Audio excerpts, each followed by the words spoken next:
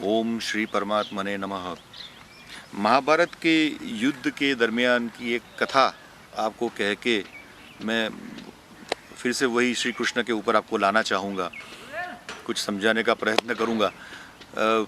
महाभारत के अंत में भीष्म पितामह बाणों की शैया पर सो रहे हैं और आखिरी सांस ले रहे हैं, और श्री कृष्ण और पांडव सहित उनको मिलने के लिए, उनके दर्शन के लिए, आखिरी दर्शन के लिए जब मिलने जाते हैं तो श्री कृष्ण कहते हैं उनसे, पांडव भी कहते हैं कि इस युद्ध में बहुत जान माल का नुकसान हुआ है, बहुत खुआरी हुई है, बहुत लोग अपनी जान से गए हैं, इस देह को छोड़े हैं, तो हमें कुछ आप उपदेश दीजिए। अब वो भी भीष्म पितामह ने कहा ऐसा जाता है, ना तो उस समय कोई सत्य का प्रमाण हमारे पास मौजूद नहीं है, लेकिन कहा ऐसा जाता है, भीष्म पितामह ने ये कहा कि मेरे इस देह को त्याग करने के बाद मेरे अंतिम संस्कार कोई ऐसी जगह पर करना कि जहाँ पर पहले किसी और के अंतिम संस्कार ना हुए हो। और ये वचन कहकर भीष्म पितामह ने देह को त्यागा। बाद में श्री कृष्ण और पांडव उनको लेके भारतवर्ष के कोने कोने में गए, लेकिन जहाँ पर भी उन्होंने अंतिम संस्कार करने का प्रयत्न किया, आकाशवाणी हुई कि रुक जाओ, यहाँ ऐसे हजारों लाखों भीष्म, अर्जुन, भीम ये सब हो चुके हैं।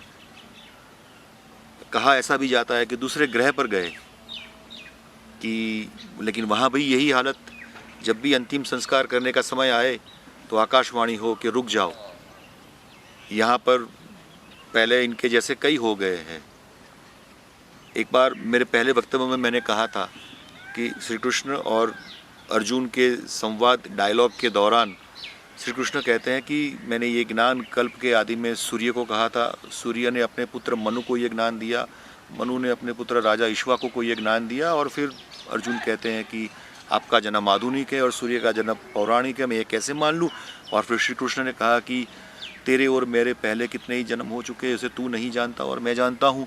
जिस तरह मनुष्य अपने पुराने वस्त्रों को त्याग कर नए वस्त्र धारण करता है, ठीक उसी तरह जीवात्मा पुराने शरीरों को त्याग कर नए शरीर को धारण करती है, उसमें तो चिंतित मत हो।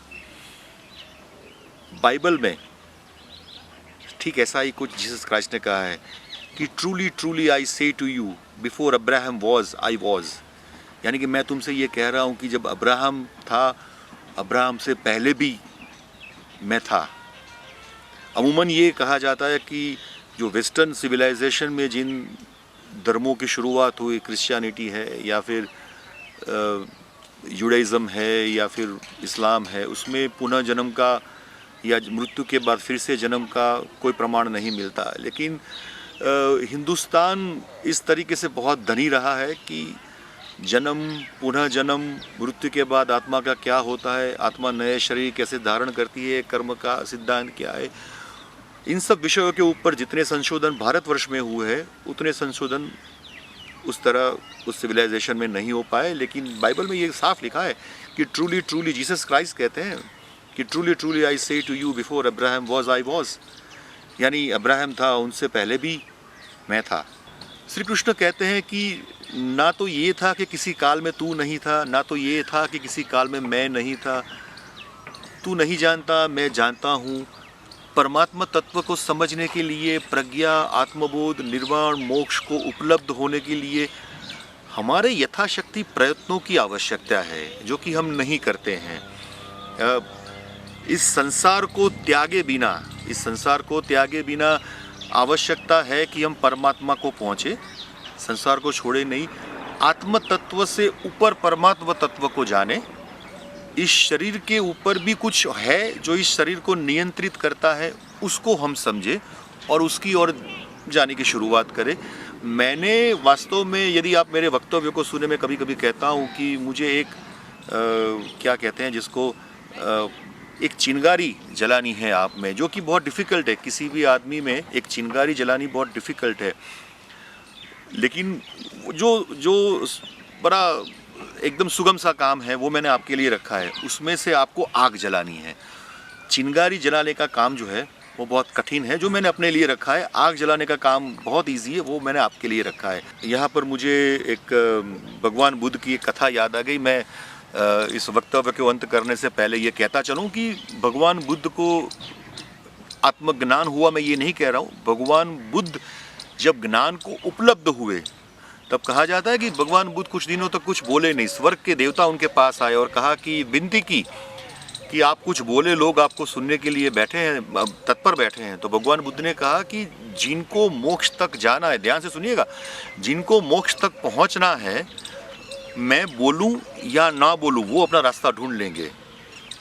और जिनको मोक्ष तक नहीं पहुंचना है, मेरे बोलने से, मेरे वक्तव्यों से उन्हें कोई फर्क नहीं पड़ता। और स्वर्ग के देवता चिंतित हो गए कि अब इनको क्या जवाब दिया जाए। लेकिन फिर उन्होंने कहा कि आप सही कह रहे हैं, लेकिन कुछ ऐसे भी लोग हैं जो कि सिर्फ आपके बोलने से मोक्ष को उपलब्ध हो गए।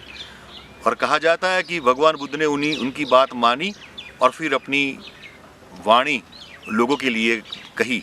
मैं भी यही कर रहा हूँ कि मैं कोई भगवान बुद्ध नहीं हूँ, ना कोई कृष्ण हूँ, लेकिन मैं चाहता हूँ कि मेरे इन वक्तव्यों से, मेरे इन प्रवचनों से जो मेरे साथ घटित हुआ है, छोटा मोटा कुछ भी, जो भी, वो किसी एक भी आदमी में अगर वो घटित हो जाए तो मेरा काम तो बन गया। तो जैसे मैंने कहा, चिंगारी, आपके अंदर आध्यात्मिक चिंगारी एक जलाना जो कि कठिन है, वो मेरा काम मैंने अपने लिए रखा है। और एक आग लगाना, वो काम जो एकदम सुगम है, वो मैंने आपके लिए रखा है। साथ में बने रहिएगा तो आगे और जानेंगे।